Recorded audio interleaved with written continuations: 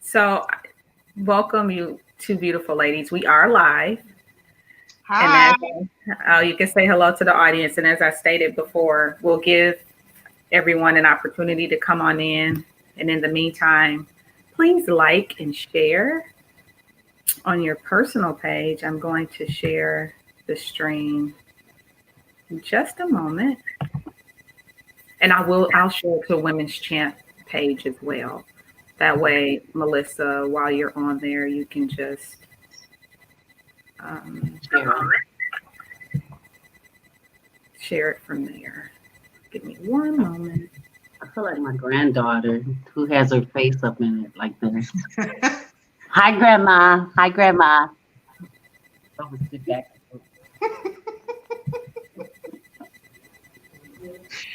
Oh. Okay. Did you all already share it? Well, we previously discussed what I wasn't gonna do, so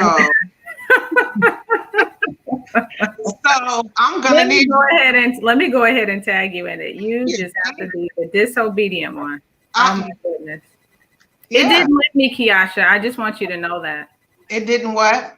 It didn't let you? No, it did not. It did not let me. Well, I already, like I said, I shared the link already, and so people should still be able to get to it. So okay, then we should be fine. We should be fine. In the meantime, what I'll ask you two lovely ladies to do is introduce yourself. If you want to say where you're from, that is perfectly fine. If you want to share everyone your age, okay, that would be great as well. Okay, Melissa, do you want me to go first? Sure, go right ahead. Okay, I'm Kiasha Hill. I am from Chicago, Illinois, the south suburbs of Chicago, Illinois, and I am 42 years old. I'm Melissa Gilliam. I am from Milwaukee, Wisconsin, all my life, born and raised, and I am 54 years old. I'll be 55 in January. Oh, wow. That's beautiful. And you don't look it at all. Not at all. That's that good melanin. That's that. Well, thank you. But that lady at Cousin Sub gave me the senior discount, so she thought I was. She said, well, I can give you the senior discount. I said, if you say that again, I will climb through that window. I was hoping you said that part. Anyway, I'm 54 and proud. You know, I feel blessed. I'm glad to be here. I have had girlfriends, very good friends of mine who have died before they turned 50. Wow. You know, just passed suddenly. You know, and God says, you know, death is just a footstep away. You know, so we don't know when our last day will be. And I have had so many friends, close friends, who have passed so quickly and so suddenly. So I'm just thankful to be here at the age of 54. I am really thankful for that. Melissa, since you started the conversation that way, has that affected you in your decision making with how you live your life, especially having friends pass on before the age of 50? And so for me and Kiasha to hear that as women that are in their 40s, just like, wow, you know, as you get older, you realize that 40 is not old. No, 40 is not old. And again, some of my closest friends have died in their 40s or early 50s.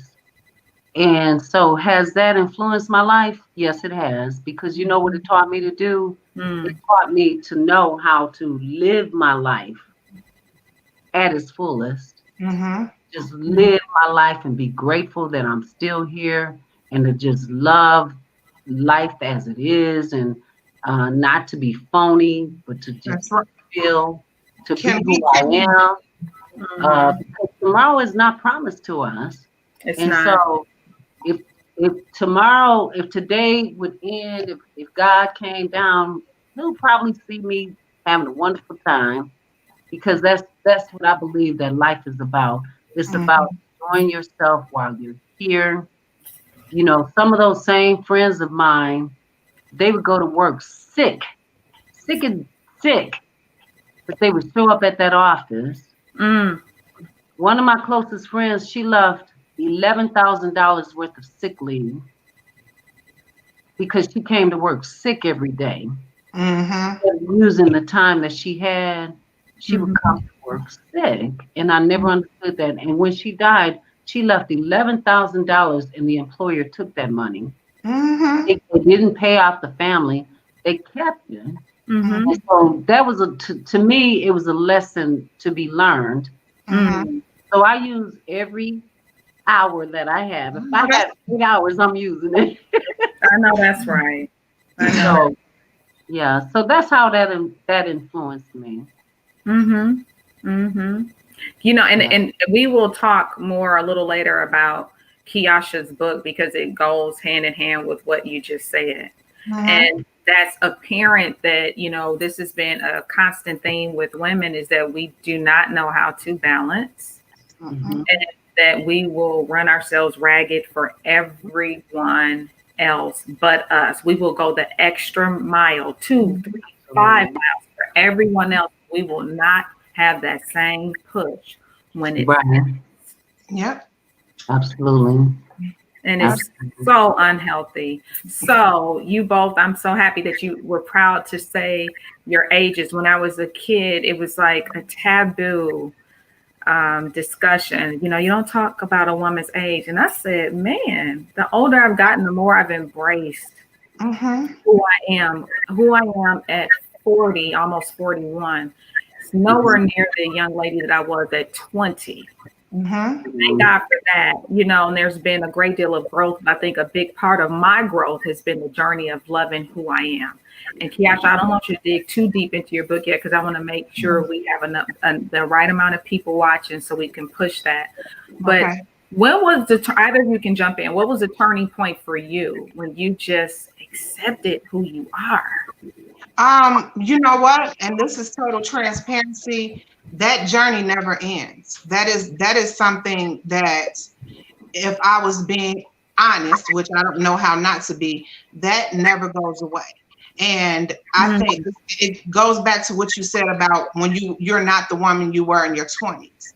When we get 60, we're not going to be the woman that we were in our 40s. That's true. Because we're ever changing. Yeah. And I think that you said, when did that change? Writing the book actually helped me even more.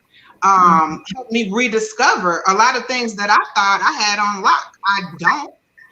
And so the bottom line is I'm still learning. I am still working toward completely embracing every single aspect of who I am, because that's even changing. I just became a published author.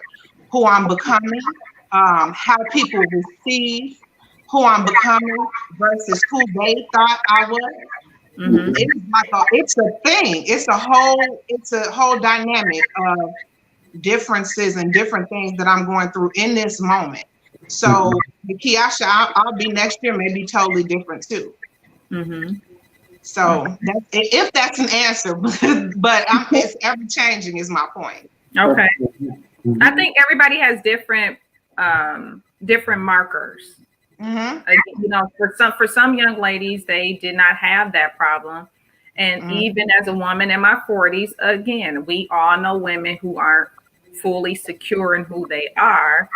You know, that's why I was saying, when was it for you? Because the both of you, being two women who I've never laid eyes on, you know, physically, we've had phone conversations. So, but what I gathered from the both of you were two very confident women. I can say this. I'm sorry to interrupt, but I can say this. And this is not the topic, but it kind of is.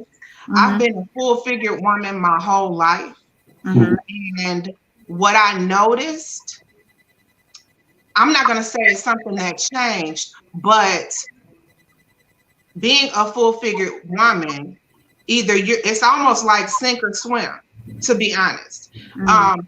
Being thicker than a Snicker has not always been popular. contrary to what's going on now. That has not always been the end thing. So I think for me, it was something that either it had to happen, because if I didn't, walk into the room and know that I had it in order, then nobody else would. And so to me, that kind of started young. That started really young, because I paid attention, like, oh, I'm not beautiful if I'm not like everybody else, or at least that's what they say. And so I had to say, well, we could curse, right? I had to say, fuck them, and be, and figure out who I was. So that can be started. Okay. How about for you, Melissa? Well, that's interesting that you say that, Tiasha. You being a full-figured woman, but it started for me as a dark-skinned woman. So you see all the stigmas that we have as Black women. Yeah. It started for me as a Black dark-skinned woman, Black dark-skinned woman. But I had such strong women in my life at such a young age. Starting with my great-grandmother, Medea, who was about this tall. But she didn't play. And then I had my grandmother, Catherine Nichols, who was a strong woman who did not play. And then I had my mother, who was another strong woman. So it helped me to develop the confidence that I needed growing up in a time where we as Black people, we had such colorism in our community. If you weren't light and bright, you were not right. They said you're gonna love and accept who you are. That's who God made us. You'd be a dark-skinned, beautiful woman, and you'd be a big, curvaceous, beautiful woman. Say it. What you say? Who you are. And so it came from the women in my life. Yeah. That's where I got it from. The women in my life helped me to embrace who I was as a young girl growing up. Yes. And I can just remember going off to a white Girl Scout camp when I was little for the summer. And I came back from that camping trip and my vernacular changed. I came home saying, "Hi, Mom. Hey, Mom, how are you?" What did my mother do? I started sounding Polish. Like a Polish Black girl. And my mother said, "Come here. You do not have to, first of all, you're an intelligent Black girl. You do not have to sound like that, like them. You sound like who you are, who I raised you to be. Proud of who you are as a Black girl. Don't ever let me hear you come home sounding like that." And I never did it again. And I just remember that one conversation did something for me. It was a small conversation that my mother and I had, but it just meant so much to me. And it helped me to become the person who I am. I don't have to sound like I'm someone else. I can sound like me. Right. An intelligent me, a strong me, a confident, dark-skinned me, a confident, curvaceous me, and still love myself and know that I am an intelligent Black woman. But listening to the both of you, but especially like the last part of what you said, Melissa, as women, someone had asked, what is the topic tonight? And we are talking about living legends. And it was important for me. I didn't say that in the onset, but this is our third week. And I just figure most people that's been watching kind of know what we've been talking about. But for those that have not been with us, it was important for me to honor women. And we've started with those in their 80s. And we've gone on down the line. So tonight it's the ladies in their 40s and 50s, because like I said before, not only can we learn from that women that are in their 80s, but those of us that are younger than them, they can learn from us as well. It's about bridging that gap. And so for you, it was the validation of another woman that helped you to realize your worth, your beauty, like that you were enough. And if you notice, like a lot more, we can go like all different ways with this when it just comes to us as women. just accepting who we are. And for those, again, that have just tuned in, it was important for me to listen to the stories of women that I consider to be living legends. I know God has blessed me to be around some amazing women. And like I said, I've never met either of you face to face. Right. I talked to Melissa over the phone for the first time 4 years ago. And that was because she was working with my cousin. And I was going to school at the time, and I had to do a report. I had to interview a therapist. And my cousin always talked about Melissa. And I said, I need to meet this Melissa. And the moment we got on the phone, you were so open, so willing to give me information. Like, you gave me so much information. I remember you saying, did I give you enough? Did I give you enough? You know, and Yasha and I met just this year. We were both got involved in a writing challenge. And so I'm saying that to say that oftentimes, like when you said, like we were talking before we went live, how people miss each other. A lot of times women will miss these opportunities to connect with some fantastic women because they're so busy looking at glitz and glitter. And you have phenomenal, awesome, amazing women right in your face. Right there, absolutely. Well, so I wanted to honor, you know, our living legends now. Like, let's leave some nuggets. I think it's commendable of you to do this. It is. It's awesome. And I wanted to add to something you said. You said it's almost what you said is basically it's almost like we'll look over the people around us. That's right. And that goes back to what I said earlier about how people put you in a box. And you are essentially who they think you are. And you don't have any, you know, any vastness, any extra. You are that person. And so a lot of times, well, first and foremost, that all ties into self-love. But a lot of times, if we don't have ourselves together, it's almost hurtful to see the beauty in other people. So that's why a lot of women go outside. Oh, she's gorgeous. Oh, you know, they'll go outside of that, whatever that circle is, and they can't see the beauty in you because they don't really see the beauty in them. And also going back to what Melissa said earlier, Melissa, you kept saying, you know, my mom, my grandmother, they told me to love me and me and me. You said me a lot. And there are so many women that have no idea who me is. They have no idea. And they don't. And they don't. They're on social media, and the person that they're depicting is really a figment of their imagination. Because when that phone gets turned off, they are clueless about who that definition of me is. And I think what happens is that, you know, a lot of women experience a lot of traumatic events. A lot of trauma happens in the Black community. Yes. And it just does. It does. To women, especially young girls. And what happens is they carry that trauma into their adult life. That's true. Without even recognizing and without even knowing. And then they wonder why relationships are not working. They wonder why their mothering skills are not working. They wondering why other relationships, like with family, is not working, or why they can't get a job.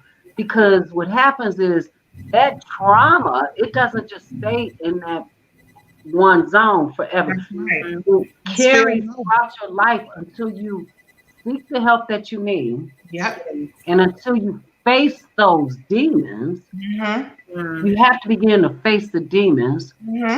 So what I notice is that women or people in general, we're talking about women, so I'm just going to say women, we look to social media or Facebook or Instagram and all that stuff. We look to those type of outlets for that type of validation. Rather than spending time by ourselves. Getting to know ourselves. Being quiet, sitting still, listening to the word of God that is within us, if you're a spiritual person, You gotta sit still and you gotta listen and you gotta be quiet. But what they do is they run and they put all this false stuff out here in these type of outlets so that people can think that they're happy. Really not. No. They're really not. And so that's some of the things that I've been seeing on social media. You got young people and all they see is this. Yes. It's about this. But what about this? Yeah. But let me say something to you. Let me say something to the both of you in regards to that. Sometimes, and I can say this for myself, and just depending on who it is, sometimes showing the real you to show up can be scary. Oh, absolutely. You know, especially if you don't know her. If you have no idea who she is, the real you showing up is a total stranger. You like, okay, let me give an example. I have heard people ask, a woman ask another woman, what do you like? And for a woman who has no idea who she is, that is a tough question. Or what kind of person are you? Or what do you aspire to? You know how to look good, like all of the degrees in the world, you know how to look good on paper. But when it comes to just like us talking earlier, just idle chit chat, I find I've seen it. Like outside of everything else, I've done hair since I was 16. I have seen it where I'm almost in the audience of a group of women, and there's always that woman that's really quiet. And I always think, you know what, she's quiet because she's trying to figure her out. And then there's always another woman who doesn't know who she is, but she's loud, she's boisterous, she has to be the center of attention. You know, she has to be that thing because she oozes, she almost like is addicted to that attention. And that's the one I feel the sorriest for, because I know how much she has to lack internally. I know it. And another thing Melissa said, Melissa, you are my cousin. Another thing she said, I know I can't wait to meet you in person. Oh, it's happening. I know that. See, we're getting off subject. Oh, another thing that you said that was key is being able to face it. Because that is the thing. If you can't face whatever that thing is, whatever trauma, whatever issues you have, then you're absolutely right. That will continue to pour over and spill over into every single relationship. And instead of us blaming, oh, these men, oh, they, you know, all of the men not anything, or they, I want to curse so bad, but all of, you know, all of them are dogs or whatever. And sometimes sit in the audience and see what you contributed to that too. Because even if he was a no good man, you may have that same problem in the next relationship because of whatever it is that you carry. But here's the thing. So it's still going to go back to, as Melissa said before, sitting in silence. And that and here, let me ask you both that. Is that something that you just innately had, like that skill, or is that something that you had to learn over time? Like, how did you get to that point? It's post-traumatic stress syndrome. For me, it is bad experience first after husband, third husband syndrome for me. Right, it's the same. It's essentially the same thing. I am one of those people that if you get food poisoning at the restaurant, you're not supposed to go back to that restaurant. So I pride myself on being one of those people that if somebody tells me, oh, I had this bad experience, you know, you shouldn't do it, you know, I'm unruly. So sometimes I do it just to see what it is. But I will say this, is post-traumatic stress syndrome is what got me to this point. There's only so much you should, let me say this, there's only so much you should allow yourself to endure before you decide that if I keep doing the same things, I'm going to continue to get the same results. Let me ask you all this. Go ahead. So because you said that, one of my questions I had was, what would you say yes to, let's say in your 20s or 30s, that would be an absolute no for you right now? Girl, are you talking about bones coming out the closet? You don't want to see that. How you want to answer it, Melissa? My bones coming out the closet. I ain't trying to do that. However you want to respond to it. Well, but that's part of the evolving. You know what I mean? Like I feel as if no, seriously though, you know, looking back, if I had to do it all over again, you know, I have been married a few times, you know, and in my last marriage, my daddy told me, do not ask me to be in no more weddings. And I didn't. But I can tell you this, in my 20s, you know, as a young woman, I can say I took a lot more bullshit than I needed to because I was young, I was insecure, I didn't know. And then you just are so vulnerable and naive. And those are things that you know, I found out they were things that I didn't want anyone to know. I didn't share certain things. I kept it to myself. I suffered by myself. I didn't, and it was almost like it was a hypnotic thing where I just kind of dealt with it. But in my 40s and now I'm 50, I swear to God, you can't keep me from telling no damn body because I'm going to tell. I'm going to talk about it. I'm going to call my girlfriends. I'm going to call my mama. I'm going to call my aunties. I'm going to talk about it. It's important. And this is what I know. It's important for Black women to surround themselves around other strong Black women who are like-minded, who can offer you that encouragement and strength that you need to carry on. And I'm not talking about you getting on the phone gossiping with Shanae. Right. I'm talking about some real women. Who gonna offer you that strength that you need. So in my hold you accountable. Yes.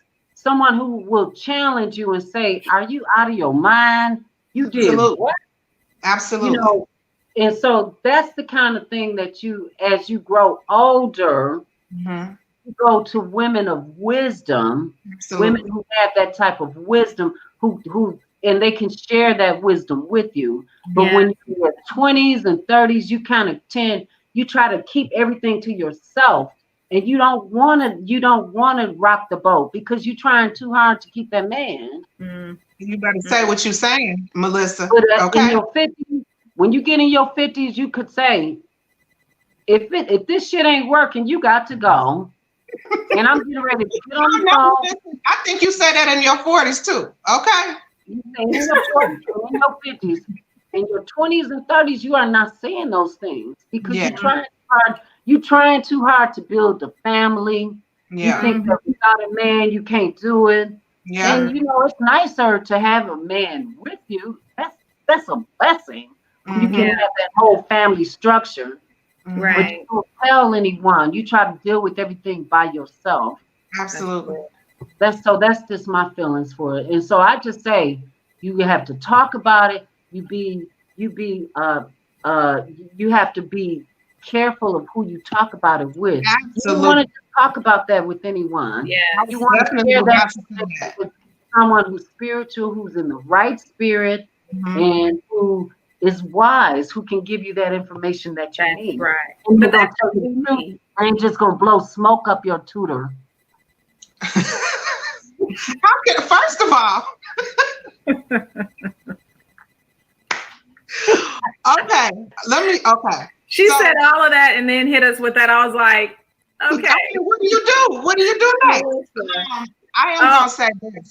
I totally agree with you, Melissa, because I just had a book launch Sunday, and one of my little cousins who just started her own business, there was a portion of my book launch where people could ask questions.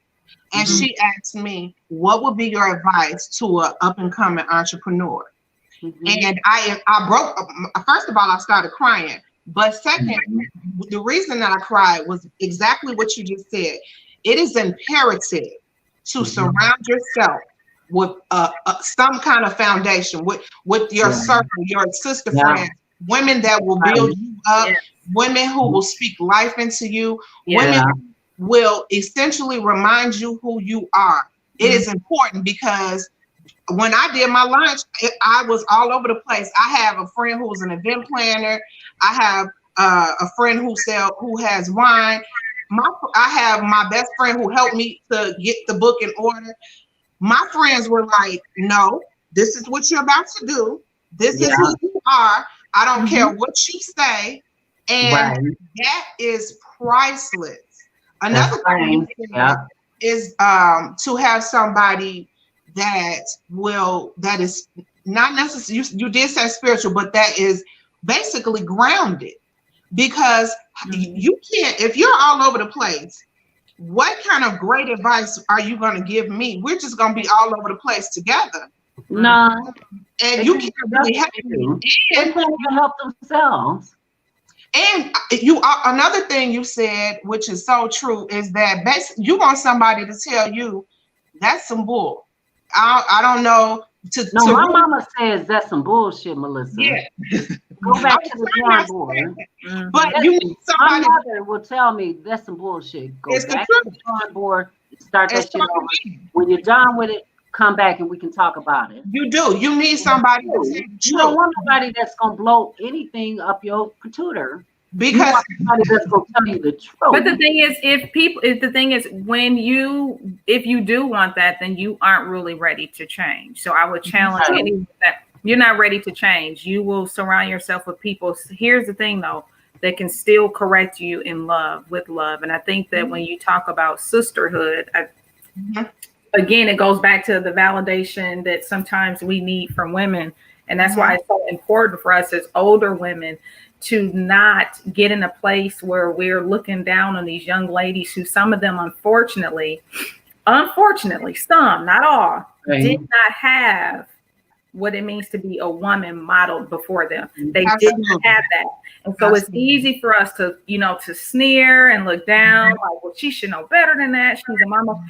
And don't get me wrong. Do you have some honoring younger people? Of course you do.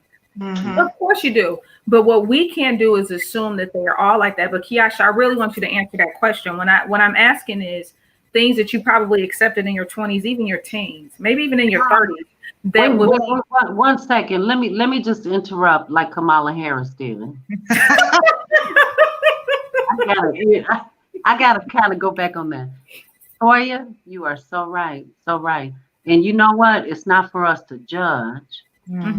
It's what I say when I see women in those situations is what else can you do but pray for them and wish them the best and not judge those young women because they don't know. And we take them under our wings and we coddle them and nurture them. So that's my 15. Okay. So I had to do like Kamala. No, it's cool. It's cool. You good. Okay, Toya, to answer your question, I will say what I accepted in my 20s that I'm not willing to accept in my 40s is inconsistency, lack of integrity. There are things that you don't even realize that you need until you get to a certain age. I didn't realize how important it was to have just solidarity, just that mutual respect, how huge it is for a person to show up. And I don't just mean financially, I mean psychologically, I mean in every arena. And especially, let me say this, it all depends on the woman. But for me, I am super strong-willed and I have a lot going on. So I almost need to be able to take my cape off. And I need to be Superman. Because, at once I get home, I want to take my cape off. Okay. Woo, you know what I mean? And if I'm more of a man than you are, it's impossible to take my cape off. Right. Because I have to be superwoman for us both. Right. And so that is one thing. And like I said to you ladies earlier, that this is a journey that is ongoing. Yes, And it so is. I'm literally learning that per relationship or situationship. I'm literally learning as I go and as I grow. I'm learning. Yeah. I think that you too can answer this question as I put the topic up there, living legends. Sometimes it is uncomfortable for people to talk about their accomplishments. And Melissa and I were talking earlier in the week when I asked her to come on, and I was telling her how I'm not with these faux women empowerment groups that's really all about women just listing down things that are on papers. Like, no, who are you? Because if all of that was snatched away, when we talking about the hair, when we talking about, I love that question. I love you it. know what I'm saying? This degree, that degree, all of these things. Who are you? Why should you be called a living legend? And we should be able to get to a place in our life where we can answer that. And then it's not with arrogance, but it's with confidence. We should be walking around here confident. Especially at our age. So what has set you apart? What has made you a legend? Who, me specifically or Melissa? Either one. Well, I'm going to tell you something about me that I'm, like I said, I'm stuck. I'm finding it out as I go. I'm an empath, number one. I love to love people. I love to see other people happy. And it is innately my goal that's why I wrote the book. I didn't write the book to make money. I wrote the book because of us. I wrote the book because we don't love ourselves like we should. So I think that I find beauty in my heart. I love to love people. Well, you know this, Latoya. I love to communicate. I love people. And I find it beautiful, but it's a good and a bad thing, because when you're like that, you attract everybody. I have to dodge them in every direction, because if you're a predatory person, you can see my heart coming. You can see me coming. But that's who I am. I am love. I am empathy. I'm an excellent mother. I'm an excellent friend. And if I am your friend, I'm loyal to a fault. Okay. That's Melissa. Now, I gotta say, so you want us to just strip down naked? That was the excellent. I told you. I said we're gonna be raw. We're gonna be. If I have to strip down naked, I would have to say that, and to be honest with you, sometimes, I'm very vulnerable. I have to.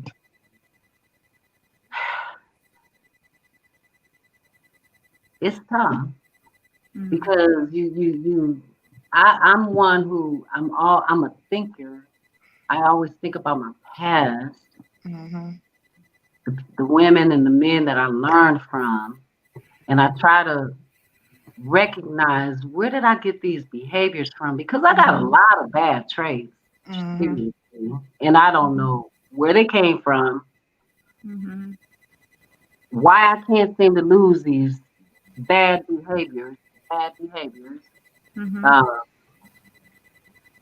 And it just takes me back to when I was growing up, the men that I saw in my life. Why, as a woman, do I have the issues that I have with men right now, and the lack of trust that I have? The lack of trust. I'm married to a wonderful man now, beautiful black man, big black beautiful. Ooh, girl, yes. When I see him, I just go, ooh, Lord, thank you.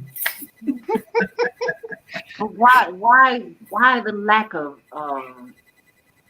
what goes on in my head that is hard for me to trust? Well, it takes me back to that child, that little girl and seeing the things that happened with my grandmother, my grandfather, and my mother, and my father, and then being in one marriage, the other marriage, the other marriage. And it brings me to the woman that I am today. Mm-hmm. And it's scary. I'm afraid. I am not too big of a person to say, or too old of a woman to say that I'm afraid too. Mm-hmm. At 55 years old, almost 55, I'm still afraid of being hurt. I'm afraid of being bruised. Wow. I'm a good person. I'm loving. I have your back. If you got my back, I got your back. But then there's still that tiny part of me that says, he's going to hurt me. And then I wait for the shoe to fall. That's post-traumatic stress. That's what I was talking about earlier. The answer to your question is, who are you? You're complicated. You're a woman. You are, like I said, we're flowers. We have different petals. There's so many different aspects and facets of us and womanhood. And how do you not have issues in your current marriage when you still had, you never forget it. You know, whatever the thing is, you never shared it. You just learn how to cope. It's just like, you know, a death. You mourn them, and yes, it's really bad at first, but you learn how to cope. You never get over it. Right. You never get over it. But let me say this. But what I love, Melissa, with the way that you answered that, is that people probably think when you talk about legends that it's all good. That's right. And what we need to understand is, like you said, the complexities that comes with being a woman. Absolutely. You never have all of the answers. And for me, it's being able to sit down with women that are willing to be transparent, even when they are fearful to do so. And you put yourself out there for people to judge you. I was having a conversation with my aunt earlier, and it's with one of my aunts, and I said, you know, the difference between me and some other people is that I'm willing to be transparent with my stuff. They aren't. Right. So it's easy for people to talk about the person that's willing to be transparent, but it's like you over there hiding who you are. And this is who I am. What you say, dear? I said with an ulcer and a hernia. You over there with medical issues, internal issues. You have all kind of issues because you have no idea who you are, but you sit in judgment of women who are self-aware. And just like you said, that's good, better, and different. It's full. A woman who will tell you that I have flaws and I have these issues and those issues, that's a woman to me who's beautiful. Because of course. She doesn't. You're able to be vulnerable. Right. You can let your guards down. I can take off this wig at the end of the night. Right. I can be who I am. And just you see me for who I am. It's the nakedness. And I think here's the thing, because I don't want to become, even in my 40s, I want to be able to look at the young ladies in their 30s and their 20s, who some of them may be watching tonight. And I forgot to tell you, audience, you're welcome to type in the comments if you had a question for Melissa or Kiasha. You were free to do so. I failed to mention that earlier. But I want to be able to talk to them about some of the things that I've struggled with and I am struggling with. Because some things I've overcome, and I can look at them and go, sweetheart, I've been there. I've done that. I'm not saying this to judge you. And people got to stop being so overly sensitive as well. Because, you know, when you try to, some folks, even if you try to tell them to love, they still get offended when you're really trying to help them. But no, to let them know, like, we've been there. I wasn't the level of confidence that I have now. Man, if I would have had that at like 18, 20. Girl, let me tell you, as I've gotten older, you cannot shut me up sometimes. Now I'm not afraid as much. I just say, if something is not right, how do y'all girls do it? If it's not right, I'm gonna say something. She gonna clap. You gonna clap? Right? I got a problem with it, and I'm Yeah. gonna say something. In my 40s, 30s, I better not. Mm-hmm. You know, I don't want people to perceive me a certain way. But Oh. now I'm saying it. Mm-hmm. I say what's on my mind, and I mean what I say, and then I move on. Yeah. And you Necessary. Melissa, I'm glad that you said that because before we went live, you told Kiasha and I that your doctor told you to do something because it helps you with your blood pressure. Now, what was that again? I can curse like a sailor. In fact, I got it from my grandmother. My grandmother, every word she used was a curse word. So by the time I was 10, I knew every curse word in the book. Okay. And now in my older years, I just curse and it keeps my blood pressure down. And my doctor told me it was a good thing because it keeps my blood pressure down. Because you do. The doctor tell you that. Stuff off my chest. Uh-huh. And a lot of times I think people try to be too appropriate. Absolutely. You're too appropriate and you really don't say what's really on your mind. Yeah. It internalizes and then it eats you up on the inside. Yeah. I don't do that. I say whatever the hell I feel like saying when I feel like saying it. And my husband be like, Melissa, don't say that. No, I'm going to say it. My mother is the same way. My mother will say whatever is on her mind. Mm-hmm. And I've taught my sons that I have 2 sons, and they don't play. Straight to the point because they got it from me. And you got 5 seconds to say what you got because I'm very impatient. You got 5 seconds. So that's me. And you pointed at the end. I was pointing, and I was talking my hand. She's serious about that. I think that it's so beautiful, though, just to see, where you are. And I'm telling you, it's something about you being able to talk about those traumatic experiences. For those that don't know, Melissa is a licensed therapist. Mm-hmm.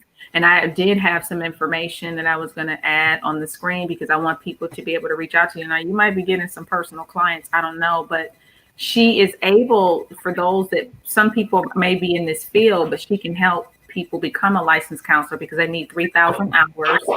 You need 3,000 hours to become a licensed professional counselor in the state of Wisconsin. And so I've been in my job it'll be 32 years, a long time. I did a resume the other day and it had 1 job on it. And I felt like, oh my God, I only had 1 job on my resume. That's awesome though. 1 job, 32 years straight out of college. And that was the only job that I've ever held. Well, I worked in a wig shop. I love wigs. I worked in a wig shop on a Saturday. That was my Saturday hustle job. I love that. But really, I had 1 job on my resume. So I've been doing counseling and as a licensed professional counselor for 32 years. Wow. And that's what I do.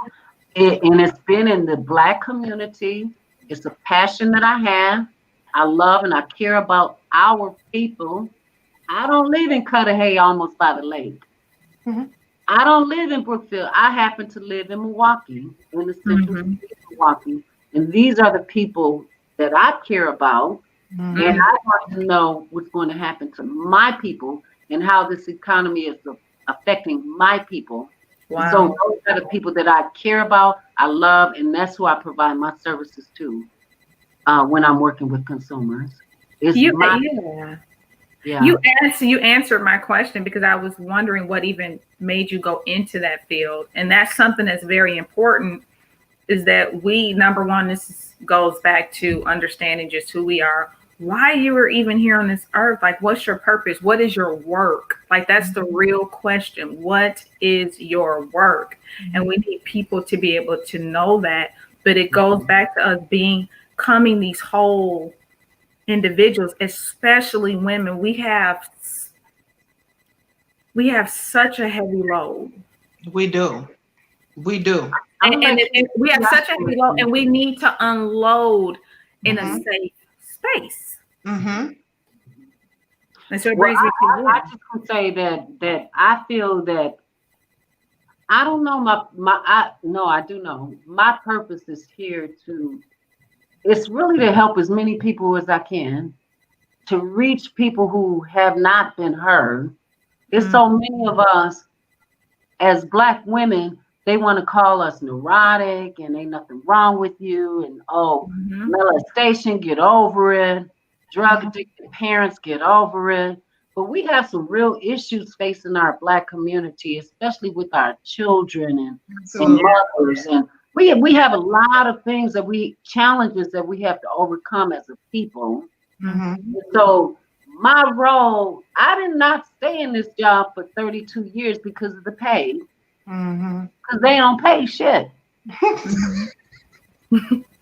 Okay.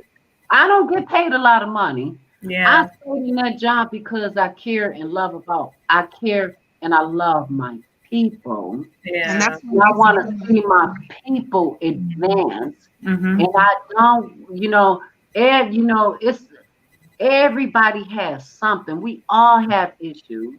Yes, we do. All of us do. You can count 10 people and 10 people got 10 different things that's wrong with them. Yes. We don't walk around with a damn tattoo on our forehead that says fucked up. You better say it. But our actions show it. Yes. But nobody knows that unless you tell them. So we have to figure out a way. We have to figure it out. How do we become a functional person in this society? Because all of us have something. How we do. Can we function with this label on us? We still have to be able to function. We cannot continue to use these things as excuses. That's my thing. That's right. We all have something. We all do. But how are we going to get over that hump? How are we going to get over that wall? If we don't face it, you can face it first.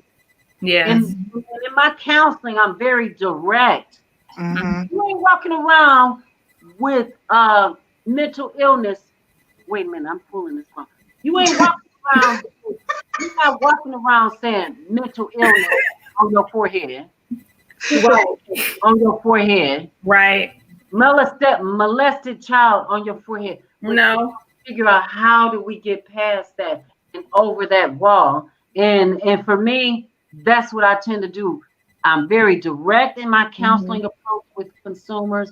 Sometimes they get up, they cuss me out. But then they come back. After they've had an opportunity to think about it. Yeah. You know what I'm saying? So, it starts with I believe the community being healed. That's why I said we have such a heavy task. And I kind of think a little deeper than that. We carry life. That's Women right. Carry life. And what we're dealing with, our child is feeling all of it. We are birthing children into situations, again, like none of us can help what situation we're brought into. None of us. And I was last week, I know, Melissa, you didn't even know too much you didn't know about Women's Chant then, but my teacher, my high school teacher was on. And I think about, the African proverb, it takes a village to raise one child. So there, and I was talking to my grandmother earlier. When I was a child, off and on, I had to live with them because of my mom's addiction. And my grandmother and I were able to talk about there were certain things that she and my grandfather could give me, and there were just some things that they couldn't. So the things that they could not give me affected me nonetheless, but there were still some areas where I had a teacher that stepped in, so that's why I'm big on people being in the position in life, like where is your work? Because wherever your work is, we need you to be doing your work. Like you said, some women are great at doing hair. Please do that, because for some of us, we want to look different, or we just need a pick me up. And it's not so much just the emphasis on the outer, but we got to be realistic. We have to be willing, not to interrupt you all, but we have to be willing to step into whatever our purpose is.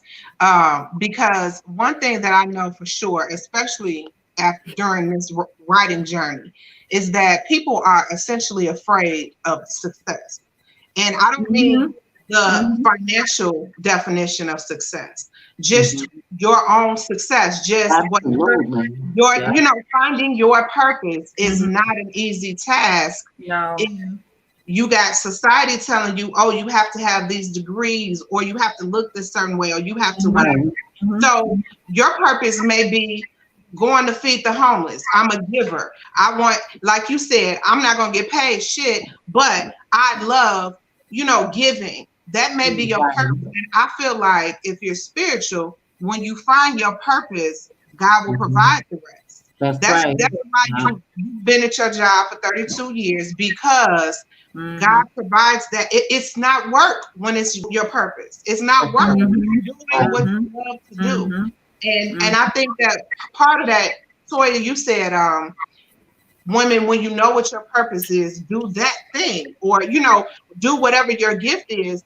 It's essentially us just finding out what makes us tick, even to develop our purpose, or what do we love, or saying, I'm not afraid anymore, like how Melissa said, I speak now, I tell my truth, saying I'm not afraid to step out on faith and go back to school, because I don't really want to do this job. I want to do this. I want to be a nurse. You know what I mean?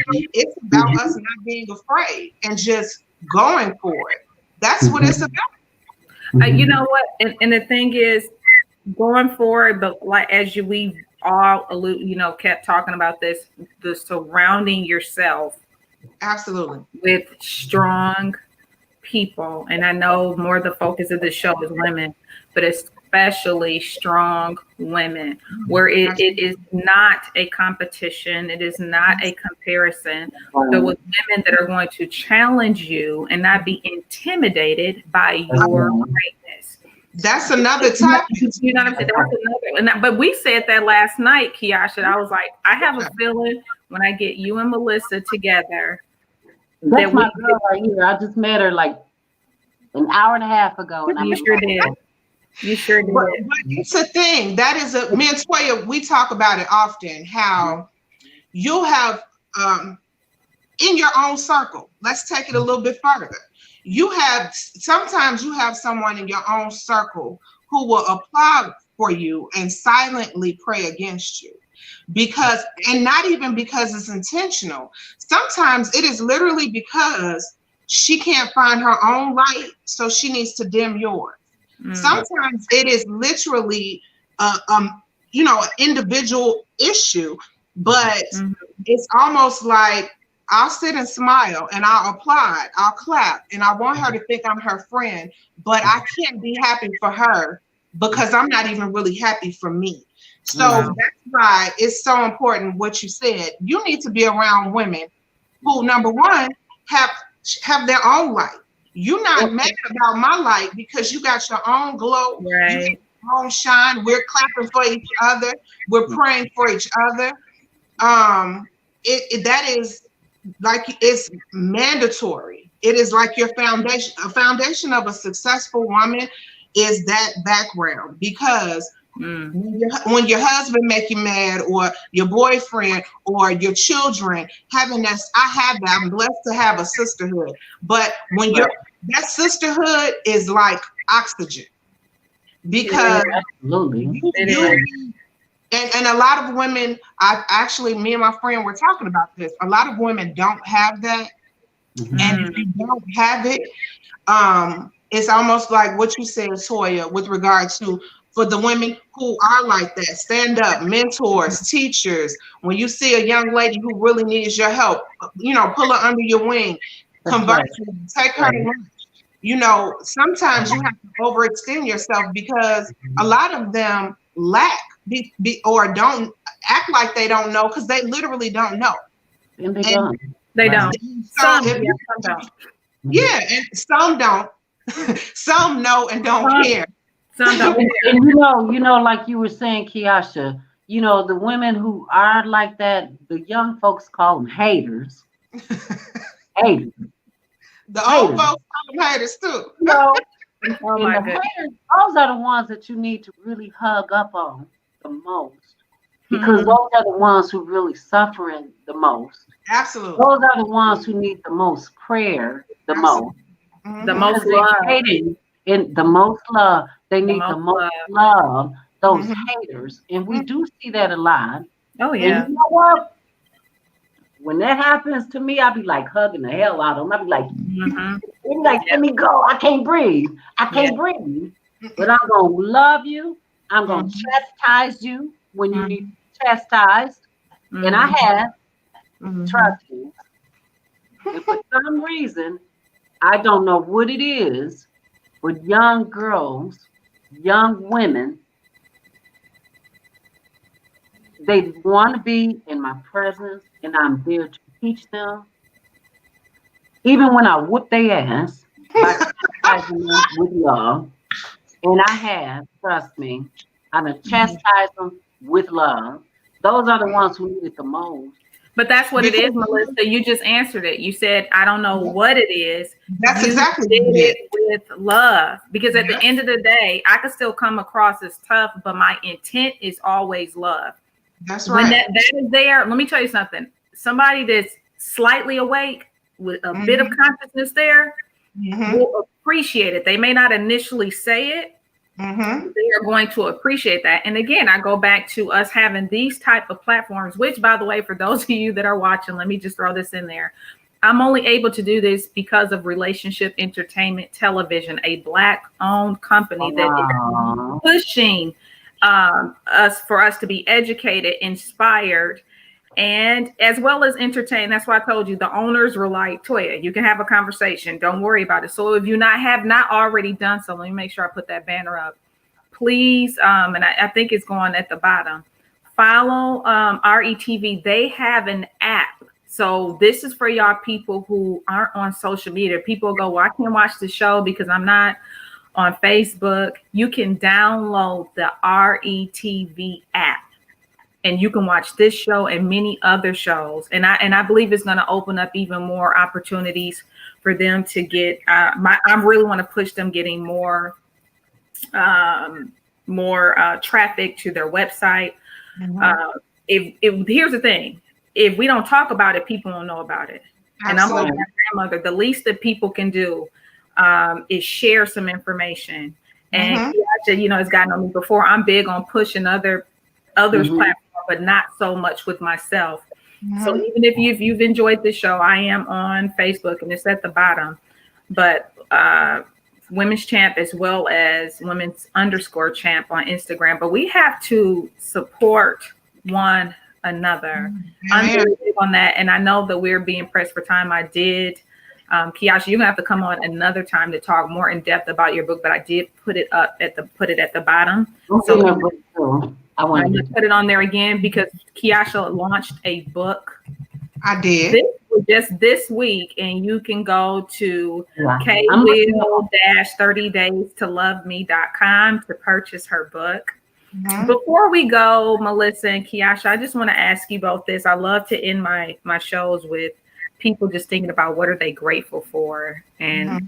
either one of you can go first, but what are you grateful for? I'm grateful for becoming more self-aware. I'm grateful for the good and the bad experiences. Mm-hmm. And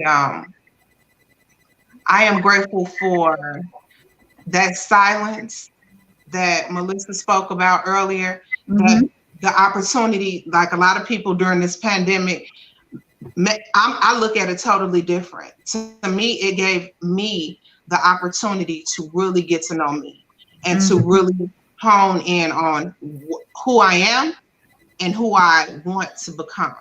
And so I'm grateful for that. That silence is priceless. That peace be still in the Bible is priceless. So Mm, I'm grateful for the time that I had to be able to do that. fantastic. Well, I'm grateful for you, Latoya, for inviting me. On this thing because I just got a lot on my mind that I want to share with everyone. Girl, I am so grateful to meet you, Kiasha, with your pretty self. This is pretty lovely. Thank you. I'm great. You know what it takes me again, it takes me back to my history. I'm grateful for my grandmother, Catherine Nichols. I just remember I lived with her when I was about 15, starting at 15, and I thought I was the shit. You couldn't tell me nothing. Mm-hmm. But I am so grateful for that day when she said, I said, Grandma, why you looking at me? And she checked me. She said, well, who in the hell do you think you are?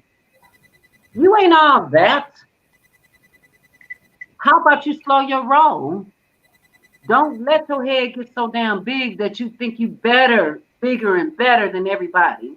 Because you're not. So I'm grateful that she brought me down a few pegs and didn't allow me to get my head like this. Because they had instilled in me confidence that they needed to, but at some point, sometimes that shit can run away like a freight train. And my grandmother brought it back in. She reeled it back in. She said, "No, you can't do that. That's not a good thing." So I'm really, really grateful to my grandmother and my grandparents and my mother who instilled that in me. Let me know we're not doing this for ourselves. That's right. It's not just about us. This is not our own. We're doing it for everybody. That's right. And that foundation, it's a foundation that was instilled in me. And that's what I'm grateful about. Without that, and I just think if she had never said those words to me that resonated with me that day, where would I be right now? Something about those few words that stayed with me, and I'm 55 years old, and I still remember that. And I'm so thankful for those few words that my grandmother told me. Wow. I just want to tell you both, thank you so much for joining the Women's Champ Show. I knew that what the both of you would have to say would be helpful. And I'm really grateful for you using your time. I don't take it lightly because that's not something that we can ever get back. It's time. That someone asked the question years ago, what do you have faith in, or what do you trust? I said, I trust time and never stops. Absolutely. It never stops. And so I'm grateful that as time keeps going on, God has allowed me to meet some amazing, amazing women. And I just be your stories, which there's more. And we have quite a few shows to do for the rest of the season. So don't be alarmed if I call one of you like, hey, this idea just came to my head. I think you'd be great to come on the show and share, because this is what is going to help us. Sharing out. So I'm grateful for those of you who I don't even know that have tuned in to support Melissa and Kiasha. And like I said, I have Kiasha's information going at the bottom. If you want to purchase her book, you can go to kwill-30daystoloveme.com. And for those of you that just look, Melissa's just awesome. If you just need to talk, you may not even be trying to become a licensed counselor. Her number is at the bottom. Look, Melissa, I'm just putting you out there, right? Her number is at the bottom. You all are two beautiful spirited people. We take it for granted when we're around this, because everyone is not. That's right. Everyone is not. You know what I'm saying? And so I just wanted you all to give some nuggets to the world. So we're going to tell everyone bye, and thank you guys for watching. Look at the relationship. Download. Latoya, look at the relationship you have connected. That's true. Look at what you just did. See, I have a whole new cousin. See how you are being used as well. That's right. Wow. I keep telling the owner, who's my cousin, we just kind of battle it out a lot, but I keep telling him I'm the connector. I was like, Ty, yes, you are. You are. I am a connector of people. We all gonna go out for a steak dinner. And she keeps going. I love it. We'll keep talking after the show. I want to tell you, I'm just going to end it so we can let our audience All right. thank you all. Y'all be safe. Everybody be safe and be great. So let me see. Are we on?